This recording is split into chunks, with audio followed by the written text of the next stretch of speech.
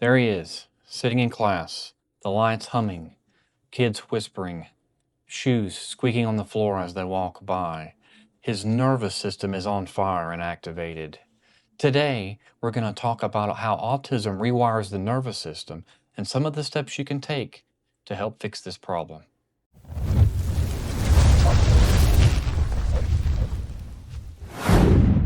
Most people think of autism as a social condition, one that prevents you from being able to engage in interpersonal situations, such as being able to hold conversations, being able to identify social cues, and being able to be productive in large social groups.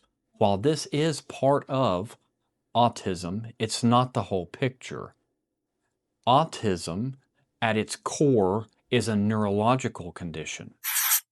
This means that it originates in the structure and wiring of the brain from birth. Specifically, we're going to be talking about the nervous system. Autistic individuals experience chronic dysregulation of the autonomic nervous system. That's the part of the system that controls things like heart rate, breathing, and the body's threat response. Autism doesn't just affect behavior, it rewires the nervous system from birth. These behaviors are the ones that people see on the outside. They see the meltdowns, they see the shutdowns, they see the explosions, they see the freezing or the fawning.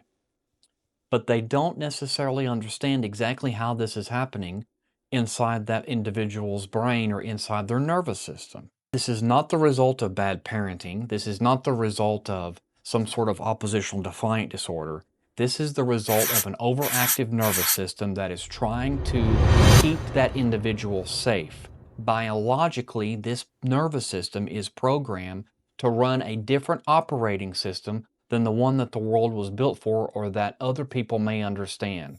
Let's take a look at some real life examples so we can better understand this. Think about someone in their 20s. Think about someone who's smart, they're hardworking, they're able to hold down a job. Autism may not be something that you see in them every day. What happens is they can't read between the lines. They begin to not understand social cues. The subtle signals that me and you can be able to understand are not understood by people with autism. People start taking advantage of them. The nervous system starts slowly taking on more and more. Coworkers pile on extra work. Manager takes credit for the things that he does. Someone talks over him again and again, and he never can get a word in edgewise. He doesn't say anything. It's not because he's weak, but because he genuinely can't process the signals that are being socially given to him. The nervous system absorbs it, and it absorbs more and more and more until one day that person explodes. It looks out of proportion, but in reality, research shows that autistic individuals have a significantly lower parasympathetic activity in the social settings. What does this mean? This means that they do not have the ability to self-soothe themselves in social interactions when anxiety and this frustration begins to take out of control. So what happens? It's no different than a feedback loop on a speaker. It continuously gets higher and higher and louder until it explodes. Second example I'm going to give you today. Think about a boy, 12, 13 years old. His parents take him out for dinner. It's a busy restaurant. There's a lot of noise going on. You hear the clanging of dishes. You hear people talking. There are people in line. It's a loud atmosphere. There are lights that are flashing and maybe some loud music. They get to the counter to place the order. The cashier looks at him and they say, "Can I take your order?" And that person freezes. Their eyes go glassy. They start shifting from side to side. Maybe they start giggling or they start self-stimming in other ways. Not because this thing is funny, but it's because the nervous system doesn't know what else to do. It's completely overloaded. He can't speak out and it just shuts straight down. From the outside, this looks like a kid that is uncooperative, maybe even oppositional defiant. But that's not what's happening. Since the moment they walked into that store or into that restaurant, the nervous system has been processing everything that's going on in a way that continuously feeds this feedback loop until eventually what happened, they were faced with a social interaction, they didn't know how to respond, and the system shuts down. By the time the cashier asked the question, the person was already past their limit, and shutdown wasn't a choice, but the only thing that person had left to do. Now, let's talk about how we're going to change it.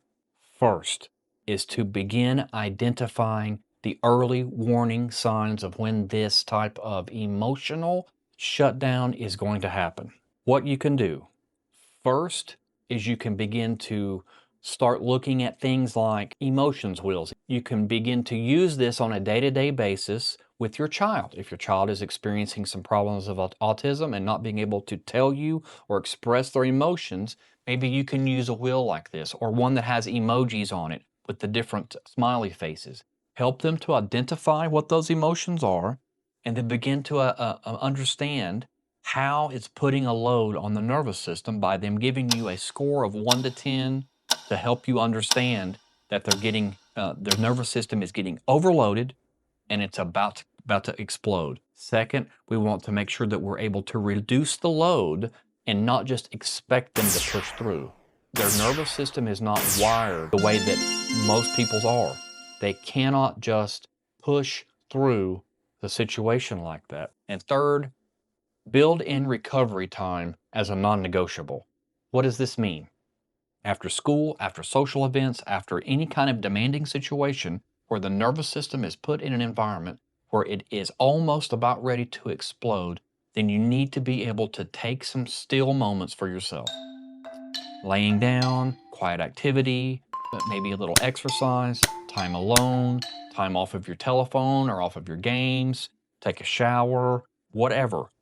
Let the nervous system know that you're fine and your body is good, and we're going to do it from the bottom up. Meditation, deep breathing, anything like that to help you slow down and recover so that your system is able to reset back to its normal state. The one key takeaway we want to take from today is that the behaviors that confuse people about autism, the explosions, the shutdowns, the self-stimming, the freezing, that's not the problem. The nervous system is communicating the only way that it knows how. When we understand that, when we stop trying to fix these behaviors and start addressing the actual problem, then you'll be able to start seeing some changes in your child.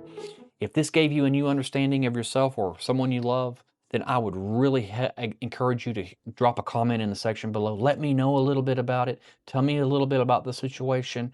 And if you was able to get any information out of this video that helped you as well, please hit the like and subscribe button. And if you know somebody that's suffering from autism, share it with a friend and let them know. Till next time, we'll see y'all then.